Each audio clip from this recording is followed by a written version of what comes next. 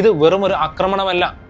മോദി ഭരണകൂടത്തിന്റെ ഗാർഡിയൻ അവകാശവാദങ്ങൾക്ക് മേൽ അമേരിക്ക പ്രഹരിച്ച മറ്റൊരു ചാട്ടുളിയാണ്. തന്റെ അതിഥിയായി വന്ന കപ്പൽ സ്വന്തം മുറ്റത്ത് വെച്ച് തകർക്കപ്പെട്ടിട്ടും പ്രതികരിക്കാൻ ഡൽഹിയിലെ ഭരണകൂടത്തിന് 24 മണിക്കൂറിലധികം വേണ്ടി വന്നു. ഒടുവിൽ പുറത്തിറക്കിയ പ്രസ്താവനയിലാകട്ടെ അമേരിക്കയെ ഒന്ന് വിമർശിക്കാൻ പോലും സൗത്ത് ബ്ലോക്ക് തയ്യാറായില്ല. ഇതിനോടകം തന്നെ ഇറാൻ ഇക്കാര്യത്തിൽ തങ്ങളുടെ കടുത്ത പ്രതിഷേധം രേഖപ്പെടുത്തി കഴിഞ്ഞു.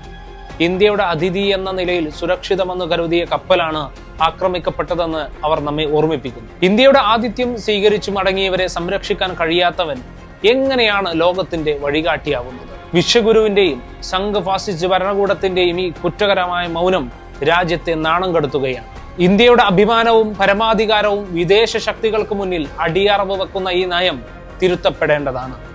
രാജ്യാന്തര വിപണിയിലെ എണ്ണവില കുതിച്ചു വരുമ്പോഴും രാജ്യത്തിന് ഗുണകരമായ നിലപാടെടുക്കാൻ കഴിയാതെ അമേരിക്കയുടെ കനിവിനായി കാത്തുനിൽക്കുന്ന ഈ അവസ്ഥ ഇന്ത്യയുടെ ആത്മാഭിമാനത്തിനേറ്റ തിരിച്ചടിയാണ്. ഇത് കേവലം എണ്ണയുടെ മാത്രം പ്രശ്നമല്ല, മറിച്ച് 140 കോടി ജനങ്ങളുടെ ഒരു പരമാധികാര രാഷ്ട്രത്തിന്റെ നട്ടെല്ലിന്റെ പ്രശ്നമാണ്.